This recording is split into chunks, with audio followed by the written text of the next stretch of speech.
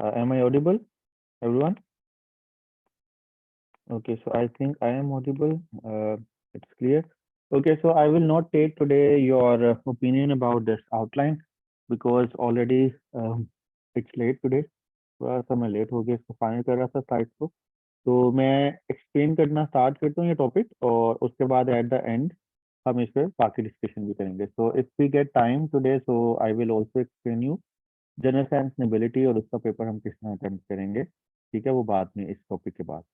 तो ये टॉपिक बड़ा इजी है। ओ, टॉपिक दिखा ही नहीं। So the topic is global energy politics.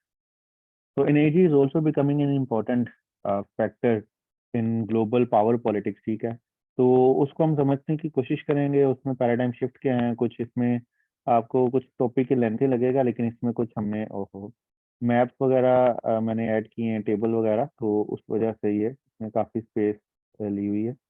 Otherwise ये टॉपिक की स्लाइड्स बहुत ही ब्रीफ हैं।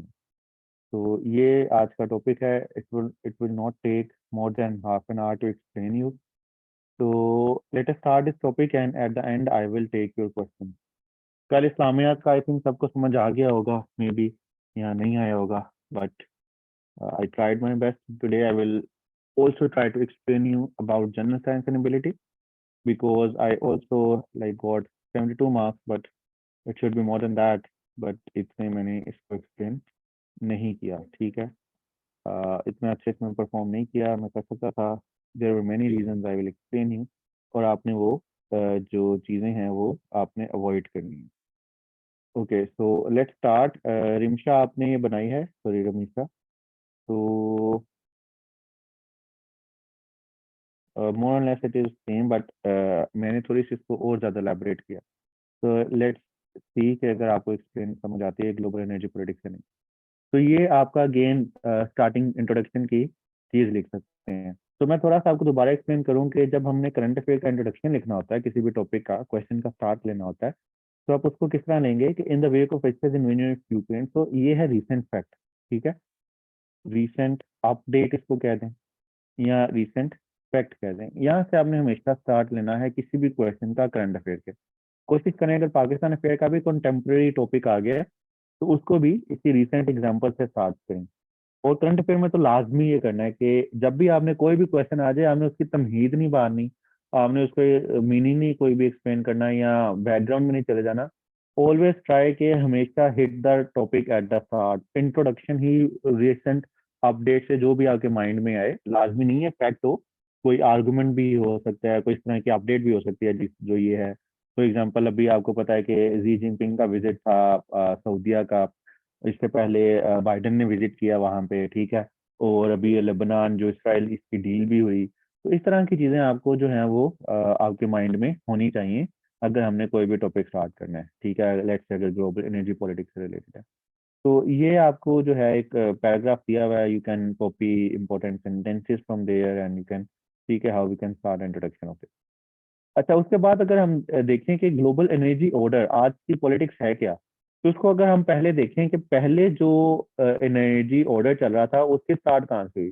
पहले अगर हम देखते हैं 1970 में, तो आपके पास आता है एनर्जी क्राइसिस। किस वजह से आता है, जब मिडिल ईस्ट जो है वो ऑयल एम्बार्गो लगा देते हैं इन द वेक ऑफ जो यम किपोर वॉर होती है इसराइल और उस पे मिडिल ईस्टर्न बाकी कंट्रीज की मेन दो तीन।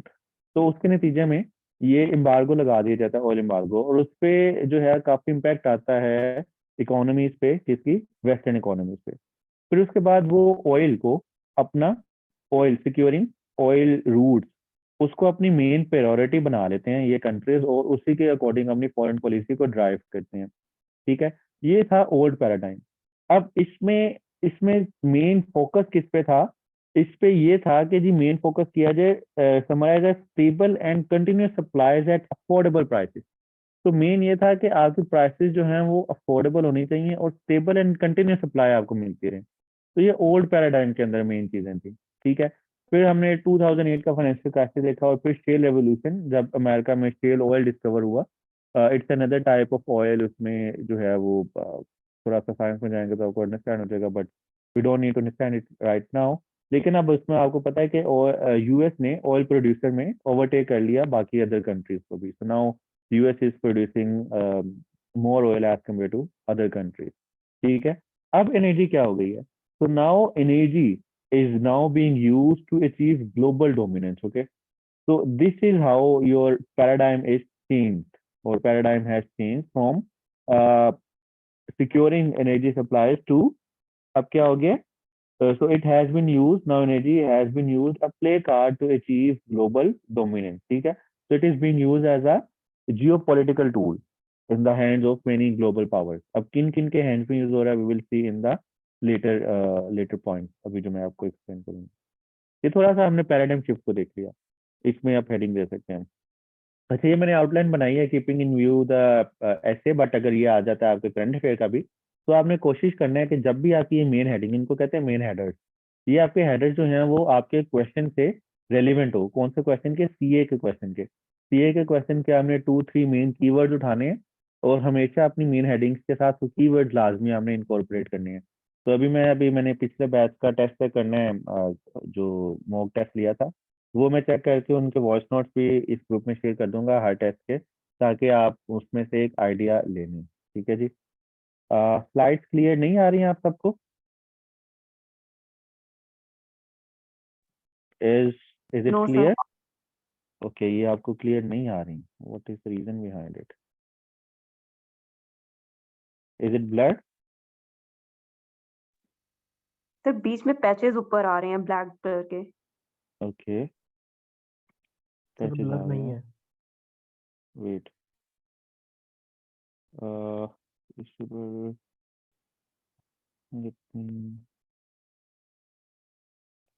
जी, अब मेरे ख्याल से वो नहीं नजर आएंगे आपको। ओके, इसके बाद हम देखते हैं, सबसे पहले अगर हम देखें कि 21st सेंचुरी में एनर्जी कैसे यूज हो रहा है एज जियो पॉलिटिकल टूल, तो अभी रिसेंट एग्जांपल देखें, weaponisation of energy by Russia, recent example से स्टार्ट करते हैं।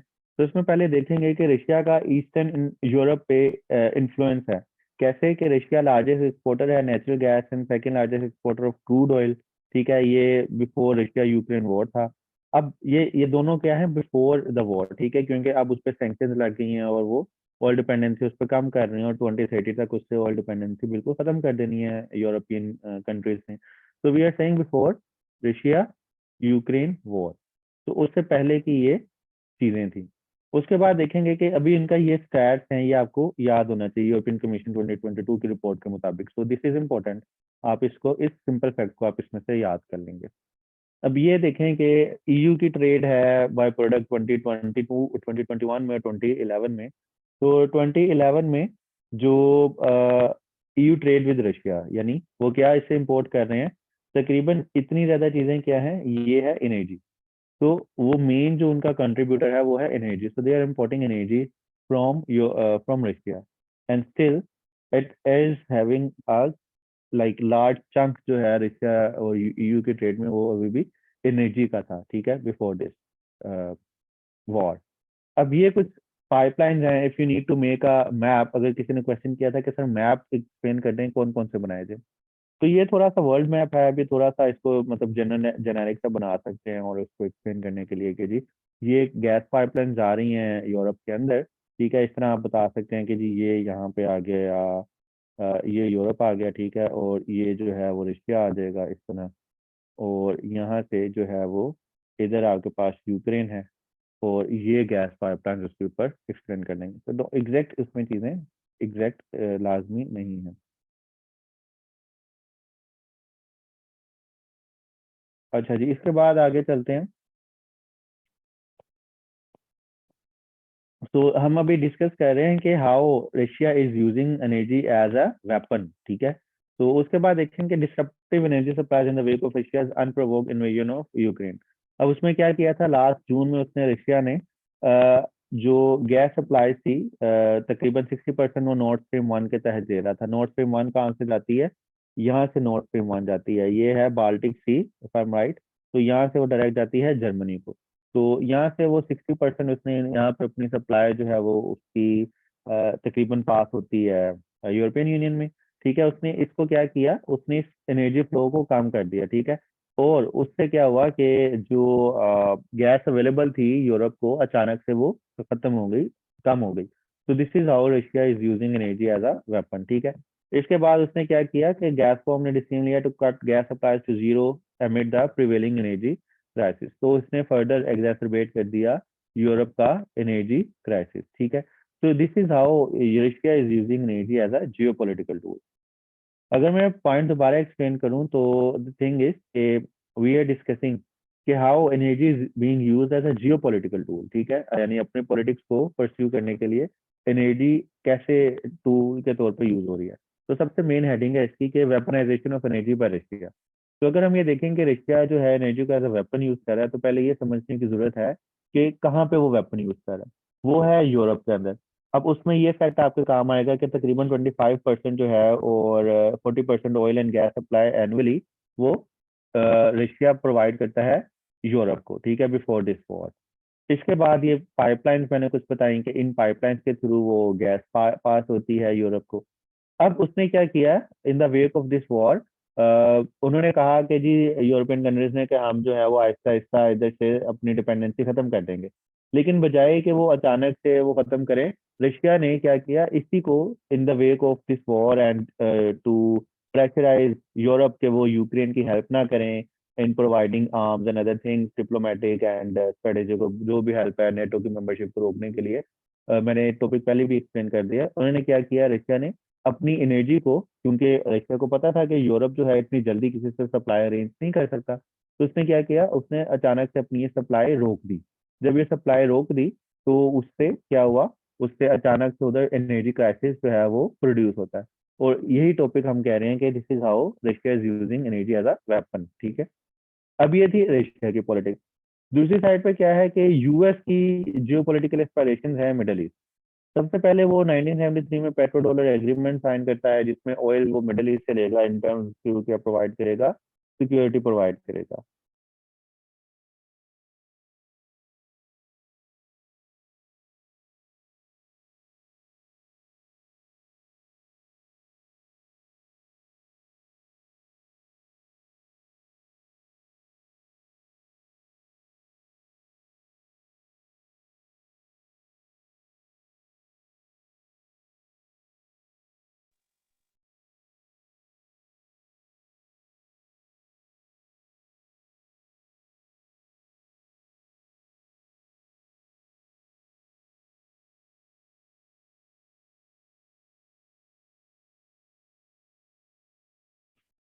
जी आवाज आ रही है अब दोबारा? Sorry, there was a disruption.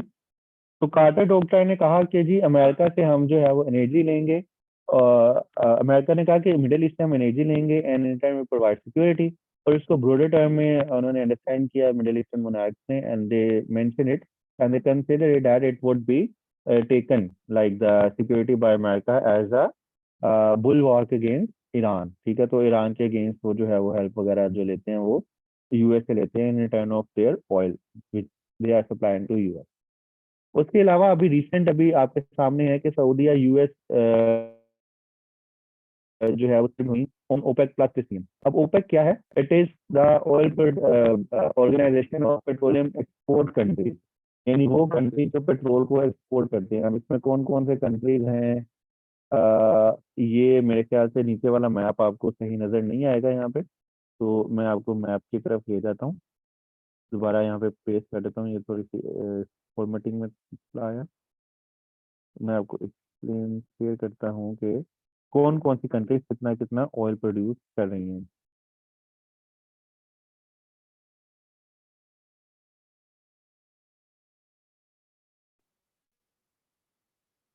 तो यहाँ पे देखिएगा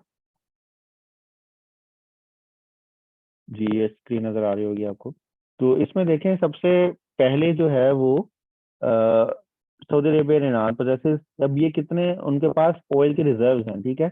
इट इज नॉट के how much they are producing, ये है कि उनके पास कितने रिजर्व्स हैं। तो सबसे ज्यादा जो है वो किसके पास है? वेनेजुएला है, फिर सऊदीया आता है, ईरान आता है, और ये बाकी कंट्रीज आती हैं, ठीक है। तो this is a graph which shows के why these countries are important because of their energy reserve. इसी highest energy reserve I think इसमें वेनेजुएला के पास है। और अभी इसमें रिसेंट अपडेट जो है आई है वो इसी रिगार्ड में है, वो भी हम देखेंगे। अब इसके बाद देखें कि ये इस पे मसला क्या है ओपेक डिसीजन पे, कि उन्होंने कहा कि जी हम जो है वो ऑयल प्रोडक्शन लिमिट रखेंगे। आपको पता है कि again in the wake of global economic recession ये ऑयल की प्राइसेस जो है वो प्लमिट कर गई हैं ओवरऑल। तो इसको मद्देनजर रखते हुए उन्होंने क्या किया, ओपेक ने, क्योंकि इनका काम है, इन्होंने अपने रेवेन्यू जनरेट करने होते हैं ऑयल की सेल से, तो इन्होंने क्या किया, ऑयल की प्राइसेस को मेंटेन स्टेबल रखने के लिए अपनी जो प्रोडक्शन थी उसको कम कर दिया। ठीक है। अब इससे क्या हुआ कि बाइडेन के मिड टर्म इलेक्शन पे जो है वो इम्पैक्ट होना था, तो उसी नतीजे में उसी सिलसिले में बाइडेन ने विजिट किया था सऊदीया को। बट देन इट जो है वो इतना इम्पैक्ट नहीं हुआ उसका इलेक्शन पे। But this started the row over their decision के हम जो है ऑयल प्रोडक्शन को कम करेंगे। ठीक है।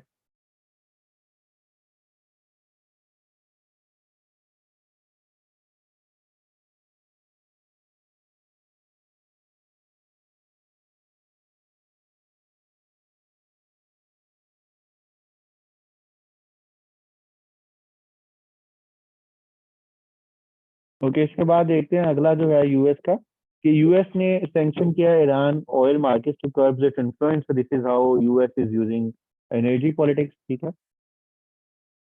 ओपेक वाला मैं पॉइंट दोबारा रिपीट कर देता हूँ कि ओपेक पे अभी जो उसका रिसेंट डिसीजन था ऑयल प्रोडक्शन को कट करने का, उससे डायरेक्ट जो है इम्पैक्ट आ रहा था यूएस को, क्योंकि US is still importing Saudi oil. तो उससे क्या होना था, अगर वो प्राइसेस जो है वो रिड्यूस ना होती तो उधर से इन्फ्लेशन ज्यादा हो जानी थी, क्योंकि अब प्राइसेस जो है वो अगर महंगा आपको ऑयल मिलेगा जितना पाकिस्तान में है, उधर भी अगर महंगा एक्सपेंसिव गैसोलीन वगैरह मिलेगी, तो उनका डेफिनेटली इन्फ्लेशन पे इम्पैक्ट आएगा, और वो उनके इम्पैक्ट डिपिक्ट होना था उनके मिड टर्म इलेक्शन पे, जो कि खैर नहीं हुआ, लेकिन पहले उनको रिजर्वेशन थी यूएस को, तो इसी वजह से वो उसको प्रेशराइज कर रहे थे ओपेक वालों को कि भाई अपनी प्रोडक्शन जो है वो ज्यादा रखें, इसको कम ना करें। बट सऊदीया ने उसको कंसिडर नहीं किया, उन्होंने अपनी प्राइस को अपनी प्रोडक्शन को क्या किया, अपनी प्रोडक्शन को कम कर दिया, और इसी वजह से यूएस और सऊदीया में जो है वो एक थोड़ी सी skirmishes स्टार्ट हुई थी। और इसी वजह से आप देखते हैं कि Saudi Arabia is now making more allies. ठीक है। Reducing its dependency on US. Third point अब देखते हैं कि किस तरह यूएस अपनी एनर्जी पॉलिटिक्स को यूज करता है। उसने जिस तरह सैंक्शन किया ईरान ऑयल को, ठीक है, उसके ऊपर सैंक्शन लगा दी। अब इसके नतीजे में क्या हुआ कि जो ईरान के अंदर जो कंपनीज थी, फॉर एग्जांपल अगर टोटल की बात करें, तो after Iran nuclear deal they were going to invest in Iran and exploration companies में, और उसे ईरान के ऊपर क्या आनी थी, इन्वेस्टमेंट आनी थी, उसकी जो इकोनॉमी है वो ग्रो होनी थी। ठीक है। बट क्या हुआ कि उसके ऊपर सैंक्शंस लग गए। जब ईरान के ऊपर सैंक्शंस लगी तो एज अ रिजल्ट क्या होता है, ईरान के ऊपर सैंक्शंस के नतीजे में उसका जो ऑयल है वो मार्केट से कट आउट हो जाता है, और उसके ऊपर आप देख सकते हैं कि इस तरह यूएस जो है वो क्या कर रहा है, एनर्जी को यूज कर रहा है जियो पॉलिटिकल टूल, और उससे वो ईरान को उसके इन्फ्लुएंस को कम करने की कोशिश करता है। ठीक है। टोटल एग्जांपल आपके सामने है, और इसके अलावा डिफरेंट चार्ट्स जो हैं वो शो करते हैं कि किस तरह जो आहिस्ता आफ्टर दिस सैंक्शन ईरान जो है वो उसकी इकोनॉमी जो है वो इम्पैक्ट होती है। वो ईरान न्यूक्लियर डील वाले में टेबल आपको मिल जाएंगे। अब इसके बाद देखते हैं कि यूएस ने सपोर्ट किया कि कतर यूरोप गैस डील, यानी आफ्टर ये Ukraine war Europe turn to these countries, Middle East, Africa and Venezuela and other countries to import oil and gas. तो इसी वजह से यूएस ने जो है वो सपोर्ट किया कतर यूरोप गैस डील को, और इसमें क्या हुआ, इन्होंने जो है वो एक कतर की एक गैस फील्ड है, प्रोजेक्ट है, उसको एक्सपेंड किया, और वहां से डायरेक्ट सप्लाई जो है through Turkey they are trying and they are making project के वो डायरेक्ट जो है वो कतर से इंपोर्ट करें टू यूरोप। ठीक है। तो यूएस इस वजह से यूज कर रहा है, आपको मेरे ख्याल से ये पॉइंट समझ नहीं आया यूएस सैंक्शन वाला, कि भाई ईरान की अगर मार्केट के ऊपर आप सैंक्शन लगा देंगे, मैंने पहले भी एक्सप्लेन किया था, दोबारा कर देता हूँ, तो उससे क्या होगा कि उसकी अगर ईरान पे यूएस ने क्या किया, सैंक्शन लगा दिए। अब जो कंपनी यूएस से कंपनी है ए, ठीक है, एक कंपनी ए अगर यूएस से भी ट्रेड कर रही है और ईरान से भी ट्रेड कर रही है, तो अगर यूएस उस पर सैंक्शन लगा देगा, कहेगा कि जो भी कंपनी ईरान के साथ ट्रेड करेगी वो यूएस से नहीं कर सकती, उसके ऊपर भी सैंक्शन लग जाएंगे। तो कंपनी ए के लिए US is more important as compared to Iran. तो ये कंपनी जो है ईरान के साथ ट्रेड नहीं करेगी, बल्कि यूएस को प्रेफर करेगी। तो इस वजह से यूएस जिस कंट्री पे सैंक्शन लगाता है उसके ऊपर जो है वो ऑटोमेटिकली बाकी कंट्रीज की तरफ से भी इकोनॉमिक सैंक्शंस लगा दी जाती हैं, क्योंकि US is the centre of all economic activities still all over the world. ठीक है, अब ये कंपनी ए जो है वो यूएस के ऊपर डिपेंडेंट है। अब अगर ये कंपनी दोबारा ईरान के ऊपर जाके बिजनेस करती है, तो अगर वो इसके साथ कोई ट्रांजैक्शन करेगी, ठीक है, तो डायरेक्टली उसके ऊपर यूएस की तरफ से जो है वो सैंक्शंस ऑटोमेटिकली इम्पोज हो जाएंगे। ठीक है, तो इस वजह से ये कंपनी ईरान से जो है वो नहीं करेगी ट्रेड वगैरह, और ईरान इफेक्टिवली इस सैंक्शन में आ जाएगा और उसकी इकोनॉमी जो है वो हर्ट होगी। तो इस तरह जो यूएस है, it is using oil politics to influence Iran. इसके बाद अगर बात करते हैं, ये हमने देख लिया कि यूएस किस तरह कर रहा है, अभी जो रिसेंट एग्जांपल्स हैं। उसके बाद देखते हैं कि सऊदी ईरान ऑयल वॉर। अब हुथीज जो है वो अटैक करते हैं oil facilities of Saudi Arabia. उसमें हमने देखा है कि 2019 में 2022 में अटैक हुआ अरामको ऑयल फैसिलिटीज में। ठीक है, इसके अलावा जो अनरिलेटिंग सपोर्ट है Saudis for US impose sanction in Iran, ताकि ईरान का जो है ऑयल मार्केट के अंदर ना आए और सऊदीया का ऑयल मार्केट के अंदर रहे, और रेवेन्यू जो है जनरेशन में सऊदीया आगे लीड करे। ठीक है, इसके बाद अगर हम देखें, to maintain its own influence in oil market, OPEC plus. ठीक है जी, ओपेक प्लस के अंदर जो ईरान ओपेक का मेंबर है, थिंक ईरान भी है, no wait, OPEC,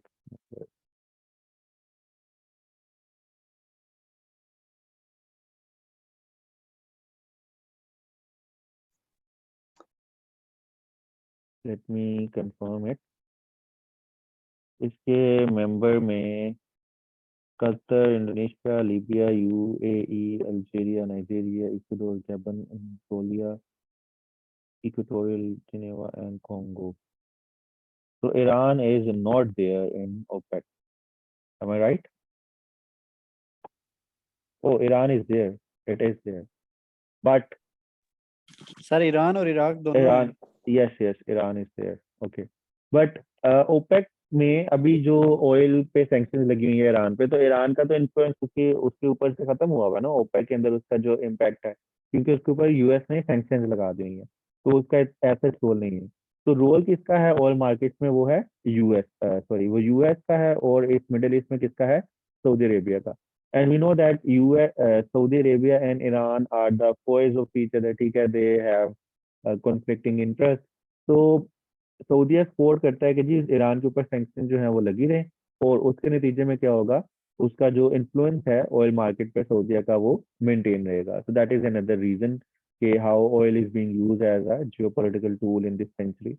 and then इसके अलावा अगर आप देखते हैं कि ईरान के साथ the China Iran 25 year strategic agreement जो होता है अभी पीछे, तो उसमें जो चाइना साइन करता है एक एग्रीमेंट, जिससे नियरली ये इतने बिलियन डॉलर का वो इन्वेस्टमेंट करेगा इंफ्रास्ट्रक्चर में, and in return for discounted oil politics. ठीक है, तो इससे क्या होगा, इससे अगेन हम देखेंगे कि किस तरह ऑयल जो है वो यूज हो रहा है as a geopolitical tool. तो इससे क्या हो सकता है कि चाइना एक अपना एलाय क्रिएट कर रहा है in the form of Iran, and then China is also securing it energy supplies for the future. ठीक है, तो ये उसकी चीजें लिखी हुई हैं। अब इसके बाद अगर हम देखते हैं थर्ड फोर्थ इसके डायनामिक्स पे चले जाएं कि कहाँ कहाँ ऑयल पॉलिटिकल टूल के तौर पे यूज हो रहा है, तो ऑयल बेसिकली एनर्जी पॉलिटिक्स के अंदर ऑयल ही आता है ना। एनर्जी कैसे जनरेट करेंगे, मेनली आप देखते हैं ओवरऑल अभी भी नियरली 85% जितनी भी ग्लोबल एनर्जी प्रोड्यूस हो रही है, वो कहाँ से आ रही है, वो फॉसिल फ्यूल से आ रही है। ठीक है, अब ये फॉसिल फ्यूल कौन से हैं, ऑयल ही है ना इसमें, इन शॉर्ट हम उसको ऑयल के तौर पर कह रहे हैं। अब इसके बाद देखेंगे कि South China Sea, China's growing aggression on energy reserves. So South China Sea is another domain where oil politics can be seen. किस फॉर्म में, कि साउथ चाइना सी जो है एक एनर्जी बास्केट है फॉर द वर्ल्ड। किस तरह कि उसमें 190 trillion cubic feet of natural gas है, 11 billion barrels of oil reserves हैं यूएस एनर्जी इंफॉर्मेशन एजेंसी के मुताबिक।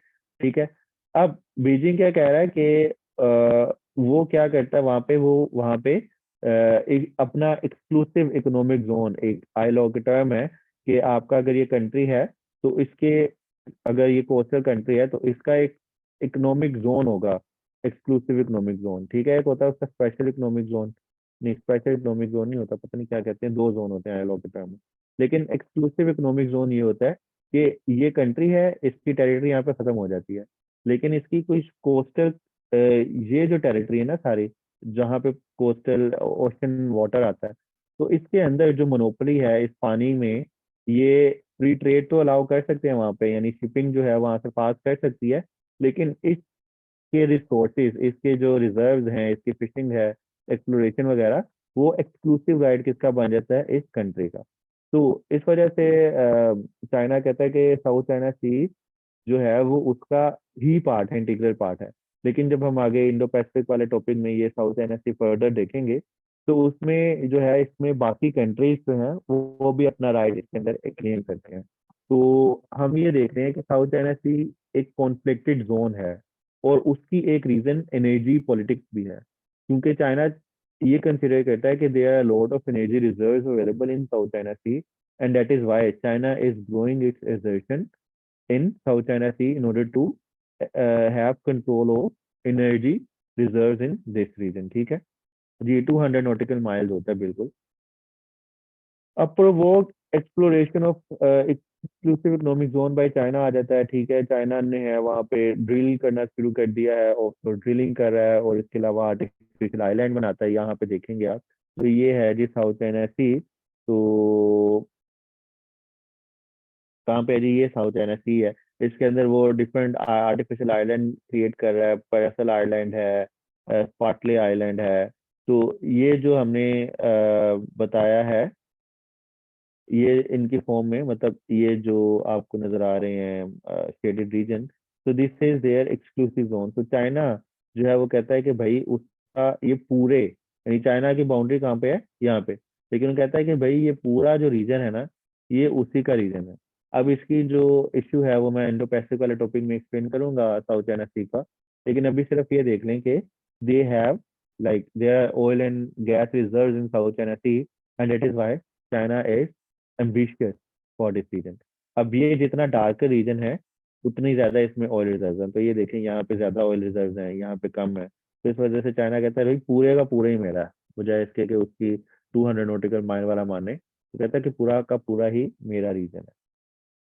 अब इसके बाद हम देखते हैं कि profound impact of territorial disputes on energy transport. तो मेन ऑयल ट्रेड रूट है ये, more than 30% global maritime crude oil trade moves through South China Sea. So that is why South China Sea is important for China। Again, reason क्या है, energy। ठीक है जी। तो ये थोड़ा सा देख लें कि coal and hydro dominate CPEC. अच्छा, ये सीपैक वाले में समझाऊंगा। Crude oil, so this is how crude oil जो है वो पास कर रहा है South China Sea. So this is South China Sea. तो यहाँ से कितना जो है क्रूड ऑयल पास करता है, किस किस को जाता है, चाइना को जाता है। ठीक है, किसको जाता है, ताइवान को जाता है, साउथ कोरिया को जाता है, जापान को जाता है। और ये ग्लोबल जो है ड्राइवर्स है एनर्जी के। जापान जो है थर्ड लार्जेस्ट इकोनॉमी है वर्ल्ड की, south Korea is also booming, China is second one. ठीक है, तो ये चीजें जो है वो आपको समझनी चाहिए। अब इसके बाद BRI आ गए। तो BRI किस तरह एनर्जी पॉलिटिक्स को फर्दर प्रोपेगेट कर रहा है इन 21st सेंचुरी। तो उसमें आपको पता है कि BRI का बेसिक पर्पस क्या है, टू एनर्जी ट्रेड रूट के बारे में भी हम थोड़ा सा एक्सप्लेन कर देते हैं। तो वो तो एनर्जी ट्रेड रूट्स का, जैसे मैंने आपको बताया कि मिडल ईस्ट पॉलिटिक्स है या बाद में अभी बेल्ट एंड रोड इनिशिएटिव के अंदर मैं आपको वही एक्सप्लेन करने लगा हूँ। थोड़ा सा वेट कर लें जिसने कमेंट किया है। अब बेल्ट एंड रोड इनिशिएटिव का पर्पस क्या है। अब बेल्ट एंड रोड इनिशिएटिव का अगर मैं आपके सामने मैप जो है वो शेयर करूँ, तो उसमें कुछ कॉरिडोर्स बना रहा है चाइना।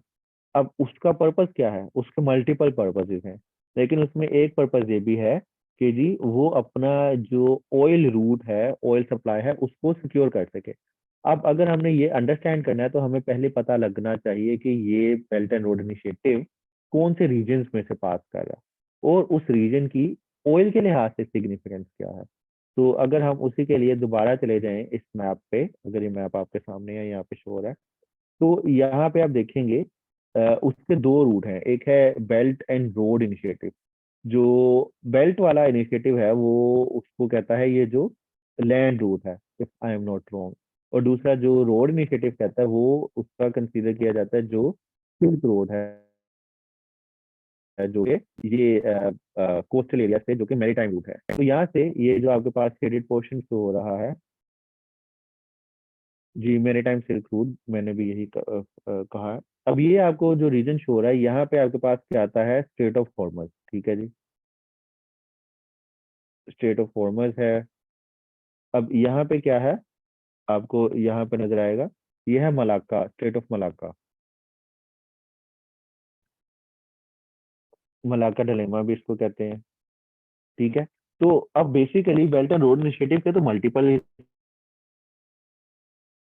इसके फंक्शन है, पर्पजेज है, वो भी हम बाद में देखेंगे, लेकिन एक उसका फंक्शन ये भी है कि एनर्जी के जो रूट्स हैं उसको प्रोटेक्ट करना, और चाइना के लिए एनर्जी की सप्लाईज को इंश्योर करना। जिस तरह यूएस ने इंश्योर करवाया था, इसी तरह चाइना भी चाहता है, उसके एम्बिशंस हैं कि नेक्स्ट अगर कोई फ्यूचर में कोई भी टसल होती है यूएस चाइना, तो उसमें सबसे पहले जो इम्पैक्ट आएगा वो है एनर्जी। जिस तरह अभी रशिया ने यूज किया है एनर्जी को यूरोप के ऊपर एज अ वेपन, तो इसी तरह इन रूट्स के ऊपर यू सी के there is a dominance of US over these routes. ये स्ट्रेट ऑफ मलाका की बात कर लें या स्ट्रेट ऑफ हॉर्मुज की बात कर लें, तो तकरीबन मेन जो तकरीबन 1/2 ऑफ जो चाइना का जो ऑयल एंड गैस पास करता है, वो इन्हीं रूट्स के साथ करता है। अब इसकी एग्जैक्ट स्टेटमेंट कितनी है, एग्जैक्ट फिगर, वो इंडो पैसिफिक वाले स्लाइड के अंदर मटेरियल में जो मैं आपके साथ शेयर करूंगा, तो उसमें से आप देख लीजिएगा।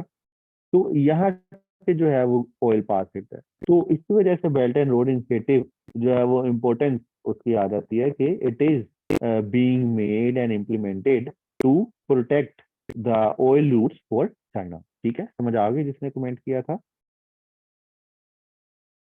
तो अब क्वेश्चन ये है कि चाइना क्यों सैंक्शन नहीं किया गया, ईरान से वो ले रहा है। तो चाइना क्या करता है, बाईपास करता है। वो उसकी वो कंपनी ईरान से ट्रेड करती हैं जो यूएस से ट्रेड नहीं करती, ठीक है। तो वो कंपनी अगर ट्रेड नहीं करेगी तो वो यूएस की सैंक्शंस में किस तरह आएगा। तो इसी के चाइना इज अनदर इकोनॉमी, ठीक है, it is an another centre of global economy. तो मैंने जैसे पहले बात की, अब चाइना के लिए भी कंट्रीज जो है वो कंपनीज इंपॉर्टेंट है।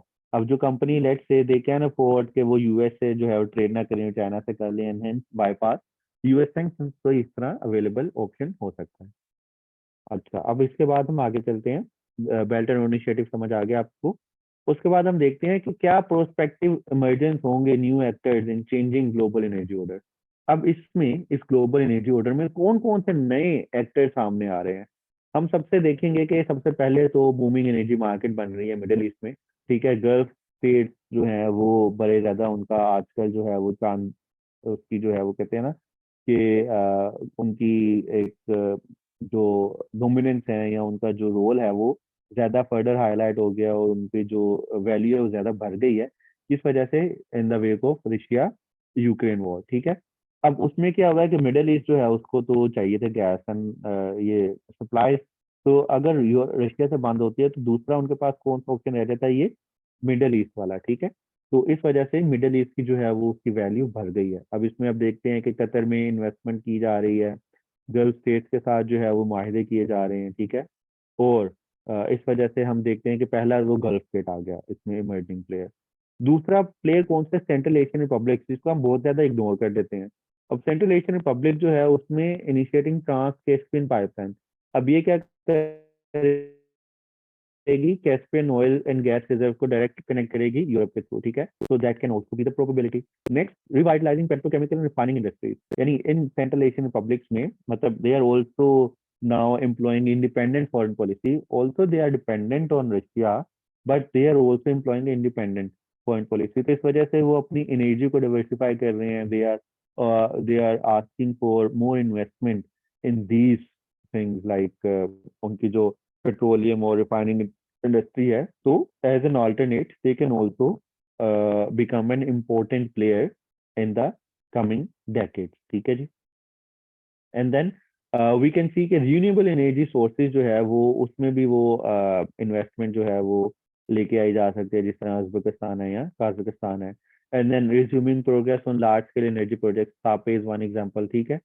और ये चीजें आ सकती हैं।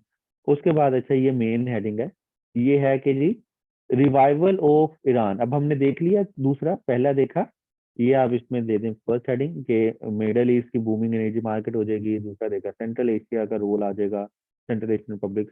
अब थर्ड हम देखेंगे कि revival of Iran nuclear deal. तो ईरान न्यूक्लियर डील में मैंने आपको डिस्कस कर लिया कि जी ईरान न्यूक्लियर डील में जो प्रोस्पेक्ट है उसके रिवाइवल का, दिस कुड बी वन के जी in the wake of this war. अगर ईरान न्यूक्लियर डील हो जाती है तो Iran can also become a important player in this global energy politics. ठीक है, इसमें इसके अलावा मिडल ईस्ट में एक और पेयर कौन सा, कतर जर्मनी गैस डील। ठीक है, अब इस डील से क्या होगा कि इतने मिलियन और इतने मिलियन जो है वो गैस पर एनम जो है वो प्रोवाइड की जाएगी जर्मनी को। सो that can also be a player. इसको आप दोबारा मिडल ईस्ट वाले हेडिंग के अंदर इसको इंक्लूड कर लें। जो एक और हमने देखा इसमें वो ये अभी रिसेंट आपने देखा कि इसराइल लेबनान मैरीटाइम डील। अब इसमें क्या हुआ, उन्होंने डेमार्केट किया, डिस्प्यूटेड बॉर्डर था बिटवीन लेबनान एंड इसराइल। ठीक है, अब इससे क्या होगा कि exploration of new hydrocarbon resources in Mediterranean Sea. अब ये देखें कि ये उन्होंने डिमार्केशन कर दिया। अब इस रीजन में जो एक्सप्लोरेशन कर सकते हैं and if there is any perspective outcome of this, तो यू कैन सी कि यहाँ से भी गैस जो है वो इजीली मिडिल यूरोपियन यूनियन या यूरोपियन कंट्रीज, यहाँ कोई भी जो एनर्जी जिसको चाहिए वो यहाँ से ले सकता है। So that can also be an emerging player this region in Israel Lebanon. ठीक है जी। अब इसके बाद एक और चीज तो यहाँ पे वो पता नहीं किधर गई, वो कैसे मिस हो सकती है, that one is the Venezuela. ठीक है, द रिवाइवल ऑफ वेनेजुएला। अब इसमें आप देखते हैं कि वेनेजुएला के ऊपर से यूएस सैंक्शन जो है उसने भी रिसेंटली रिमूव की, वो आप लिख लीजिएगा वेनेजुएला वाला। तो उसमें आप बता सकते हैं कि जो वेनेजुएला है उसके ऊपर से सैंक्शन खत्म हो सकती हैं, और वेनेजुएला जो है वो लैटिन अमेरिका का जो कंट्री है that can also become an important emerging player. अभी तो हमने बात कर ली इमर्जिंग प्लेयर की। अब बात कर लेते हैं कि इस तरह वर्ल्ड एनर्जी जो इमरजेंसी है इसको हम किस तरह फिक्स कर सकते हैं विदाउट ब्रेकिंग द एनवायरनमेंट, यानी एनवायरनमेंट को तबाह किए बगैर हम इसको किस तरह की जा सकती है अगर हम इसमें रिकमेंडेशन देते हैं।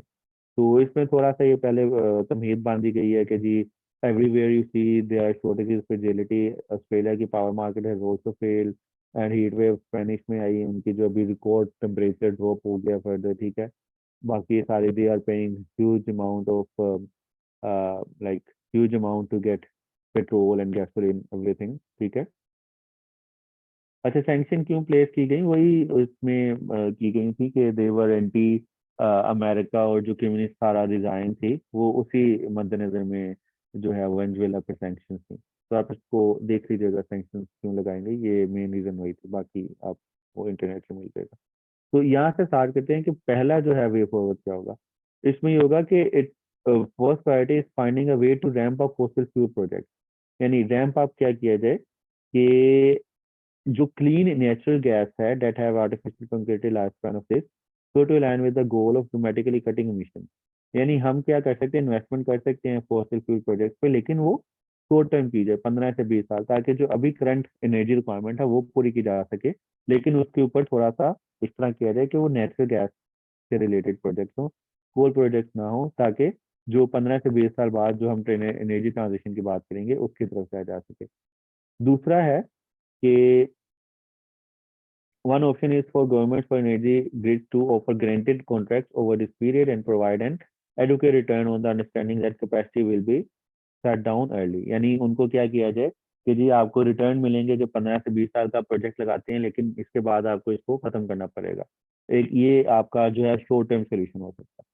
दूसरा सोल्यूशन क्या है कि another is to pledge eventual state for to make this project cleaner. ठीक है, इसके बाद क्या है, यही मैंने लिख दिया, दोबारा रिपीट हो गया कि गवर्नमेंट जो है ये मैंने इकोनॉमिस्ट के अंदर से डाटा इसको निकाला है कि किस तरह जो है वो हम एनर्जी ऑर्डर को सिक्योर बनाएंगे और फ्यूचर इसका क्या हो सकता है। अब इसके अलावा क्या है कि गवर्नमेंट जो है वो इम्प्रूव करें they reach capacity and storage of their grid and remove the obstacles that continue to make it harder to add renewable capacity that it should be. तो इसके अलावा वो क्या करें कि वो रीन्यूएबल के ऊपर जो अपनी पॉलिसीज हैं उसको उस पर क्लियर पॉलिसी इस पर डिवाइस करें। ठीक है, उस पर बताएं कि जी अगर आप यहाँ पे इस पे इन्वेस्ट करते हैं, कैपेसिटी इसकी बढ़ाते हैं, तो आप जो है वो एक गवर्नमेंट की तरफ से एक अच्छा पैकेज जो है वो वसूल कर सकते हैं। ठीक है, यानी पावर ग्रिड इसमें इंश्योर करें, और क्लीन एनर्जी की तरफ ट्रांजिशन को सपोर्ट करें। तो this can be another possibility. और इसमें जो यूरोप का जो विजन है 2030 वो यही है कि उसने क्लीन एनर्जी की तरफ किस तरह ट्रांजिशन करना है। तो पहला शॉर्ट टर्म हमने सोल्यूशन ये बताया कि भाई फॉसिल फ्यूल प्रोजेक्ट्स आप लगा सकते हैं ताकि जो एक एमिनेंट इसमें जो आपकी रिक्वायरमेंट है वो पूरी की जा सके।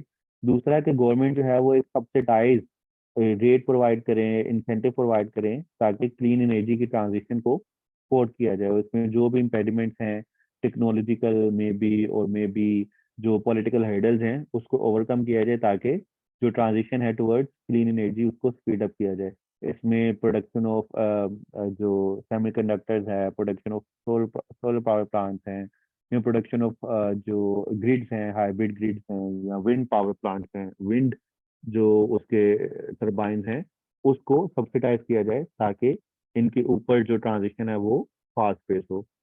इसके अलावा थर्ड ऑप्शन क्या किया जा सकता है कि न्यूक्लियर प्लांट। अब पहले हमने देखा कि न्यूक्लियर प्लांट्स के ऊपर ज्यादा कंसंट्रेशन थी, लेकिन बाद में जो उसके हैजर्ड थे, जो उसकी स्टोरेज इश्यूज था, उसकी वजह से न्यूक्लियर प्लांट को डंप किया गया। लेकिन अभी जो करंट एनर्जी ट्रांजिशन में हम देख सकते हैं कि ये nuclear plants can also provide an alternative. उसके लिए हम क्या करेंगे, उसके लिए हमें करना पड़ेगा कि जो उसकी स्टोरेज फैसिलिटीज हैं उसको यानी न्यू वेज हमें डिवाइस करने पड़ेंगे साइंटिफिक, ताकि हम उनको इजीली स्टोर कर सकें और उसकी स्टोरेज जो है वो डिस्टर्ब ना हो। ठीक है, उसकी स्टोरेज से हार्मफुल रेडिएशन जो इम्पेक्ट ना करें ह्यूमन।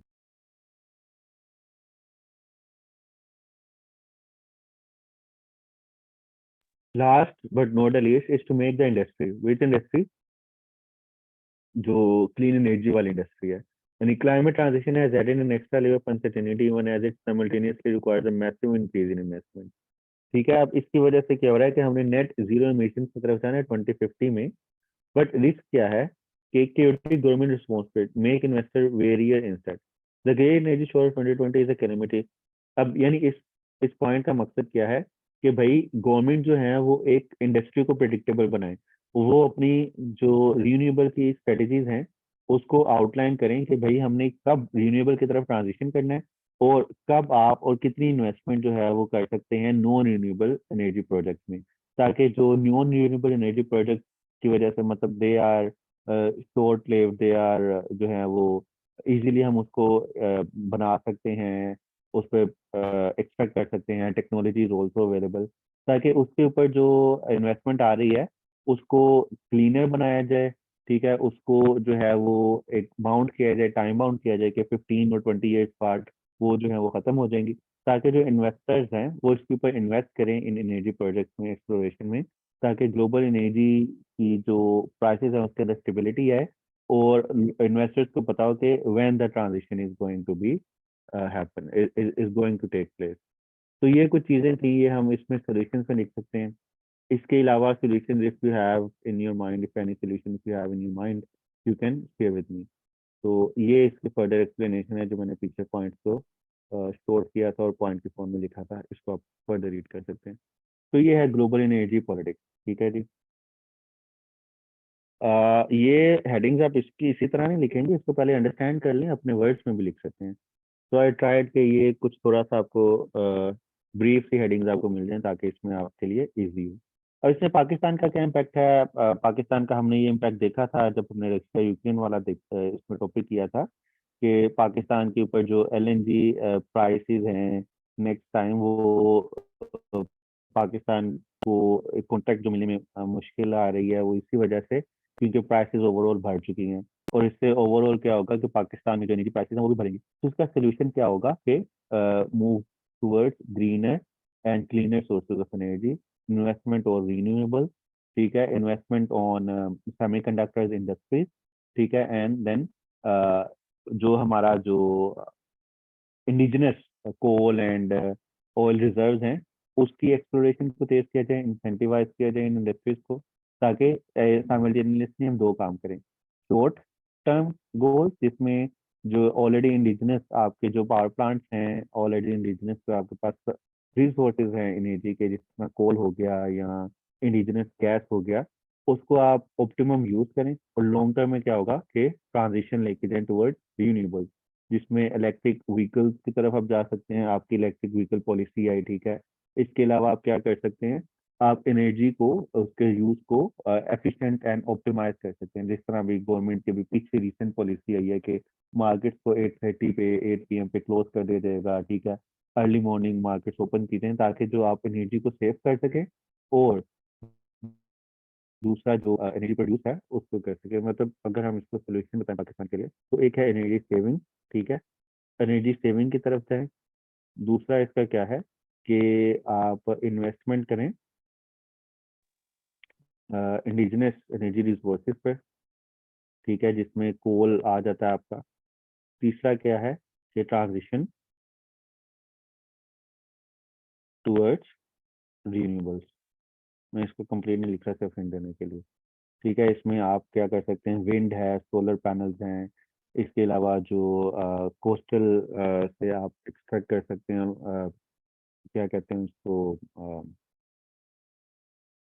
पता नहीं, जो जो भी कोस्टल से हम एनर्जी एक्सट्रैक्ट करते हैं, डिफरेंट वेज होते हैं, हाइड्रो टरबाइन लगा कर। नहीं नहीं, उसका कोई और नाम है स्पेसिफिक। तो उन पे हम इन्वेस्टमेंट करके ट्रांजिशन लेके जा सकते हैं रिन्यूएबल्स पे। इसमें जो आपकी रिन्यूएबल एनर्जी पॉलिसी है उसकी आप उस पे लेके जा सकते हैं। एनर्जी सेविंग में जो गवर्नमेंट की रिसेंट एनर्जी जो कैबिनेट ने पास की थी डिसीजन, कि हम किस तरह जो है वो एनर्जी को सेव करेंगे। बिल्डिंग्स को उन्होंने कहा था कि जी हम गवर्नमेंट की बिल्डिंग्स हैं उनको कंप्लीट सोलर पैनल पर शिफ्ट कर देंगे। इसके अलावा जो गवर्नमेंट यूज़ करती है एनर्जी, जिस तरह एसीज वगैरह हैं गवर्नमेंट बिल्डिंग्स में, उनका जो दुरानिया है यूज़ करने का उसको कम कर देंगे, मार्केट को अर्ली क्लोज कर देंगे। तो ये कुछ वेज हैं जिससे पाकिस्तान जो है वो अपना एनर्जी के जो इम्पैक्ट है उसको मिटिगेट कर सकता है, और फर्दर फ्यूचर में एनर्जी की ट्रांजिशन कर सकता है towards cleaner cleaner and greener energy. Tidal power, आपने बिल्कुल सही बताया रमीशा। तो टाइडल पावर कोस्टल से हम उसको एक्सट्रैक्ट कर सकते हैं, because we have a long coastal जो सी लाइन है उसको हम एक्सट्रैक्ट कर सकते हैं। तो ये था आज का टॉपिक। लाजमी बात है कि आप इसको सुन के बोर हुए होंगे, बिल्कुल नहीं समझ आई होगी, but again this is what I have on this topic. इसके अलावा आपका अगर कोई किसी के पास अच्छा है इसमें कुछ ऐड कर सकते हैं तो आप हैंड रेस करके एडिशन कर लें। कोई क्वेश्चन है तो वो कर लें quickly, and then I will explain you general science and ability.